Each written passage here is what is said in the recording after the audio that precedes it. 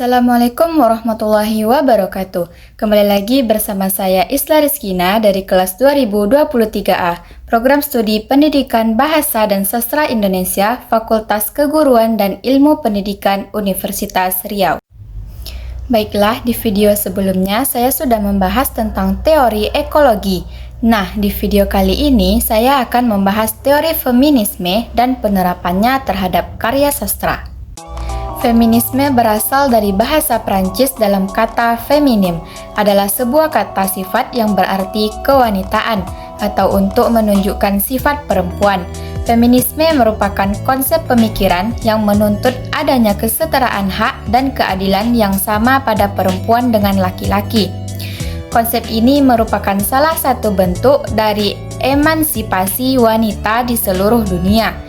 Penyebab utama munculnya feminisme adalah adanya pandangan sebelah mata terhadap perempuan, disertai bermacam-macam anggapan buruk yang dilekatkan kepadanya dan citra negatif dalam masyarakat.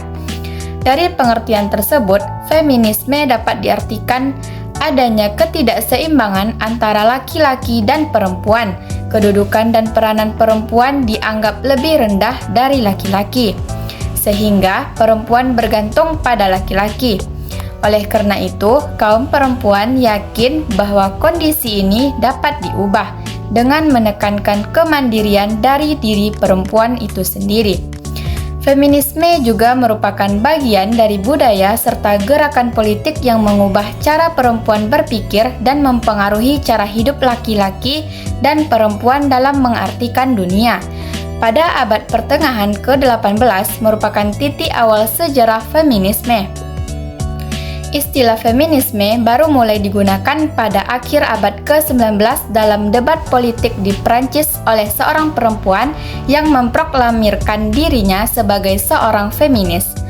Pada saat itu, kaum feminis melakukan debat dan menulis karya-karya untuk mencari serta mendapatkan kesetaraan yang lebih besar bagi perempuan, khususnya dalam bidang pendidikan. Namun, usaha-usaha yang mereka lakukan hanya mendapatkan dampak yang kecil. Setelah abad ke-18, ada perubahan yang bermakna pada tingkat dan perkembangan feminisme. Karya-karya tulis yang berhubungan dengan emansipasi perempuan bertambah. Para perempuan tertarik dengan ide-ide baru yang memberikan titik terang bagi kaum perempuan. Pada pertengahan abad ke-18, para perempuan di negara barat untuk pertama kalinya mulai mengatur dalam masyarakat dan kelompok-kelompok yang tujuan utamanya adalah untuk mencapai perubahan dan perbaikan dalam kehidupan sosial, politik, dan ekonomi perempuan. Nah, di video kali ini saya akan menerapkan teori feminisme dengan karya sastra novel yang berjudul Perempuan Berkalung Sorban, karya Abidah El-Haliki. Tokoh utama dalam novel yang berjudul Perempuan Berkalung Sorban ini adalah An-Nisa. Ketika masih kecil, An-Nisa disekolahkan di pondok pesantren yang didirikan ayahnya, Kiai Haji Hanan Abdul Malik, yang bernama Pondok Pesantren Putri. Di pondok pesantren ini, An-Nisa belajar ilmu agama yang diberikan oleh Ustadz Ali, Lek Hudori, Lek Mahmud, dan Mbak Mai.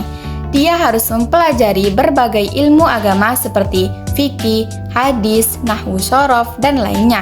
Selain itu, ia harus belajar mengaji dengan Mbak Mai, yaitu salah satu santri di Pondok Pesantren Putri yang diberikan kelebihan oleh Allah Subhanahu wa Ta'ala dalam bidang qiraah.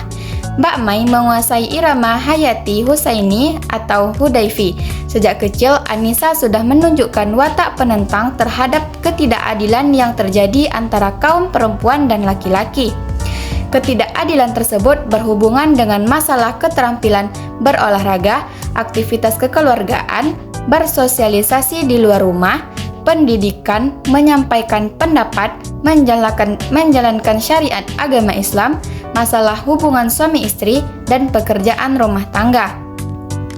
Pernikahan pertama An-Nisa dengan Syamsuddin, seorang insinyur yang berbapakkan seorang kiai yang kaya raya, tidak mendatangkan kebahagiaan.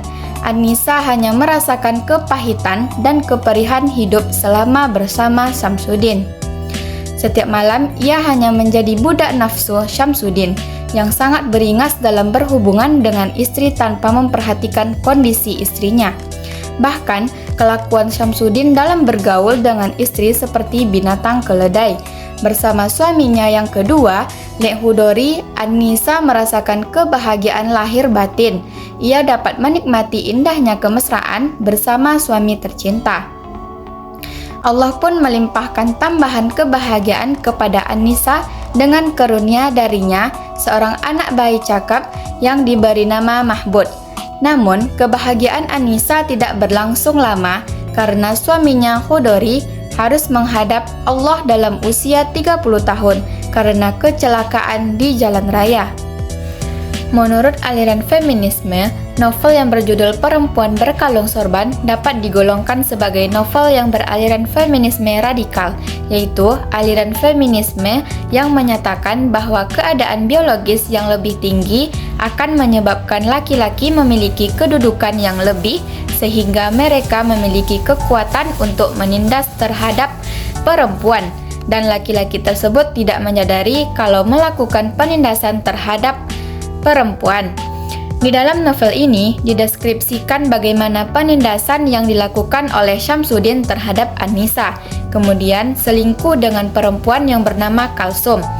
Sebagai seorang anak keturunan kiai dan berpendidikan tinggi, seharusnya Syamsuddin mengerti hukum agama Islam sehingga dapat memperlakukan istri-istrinya dengan baik atau makruf sesuai yang dicontohkan oleh Rasulullah SAW, bahwa istri itu makhluk ciptaan Allah yang paling mulia di muka bumi, yang seharusnya diangkat tinggi harkat dan martabatnya.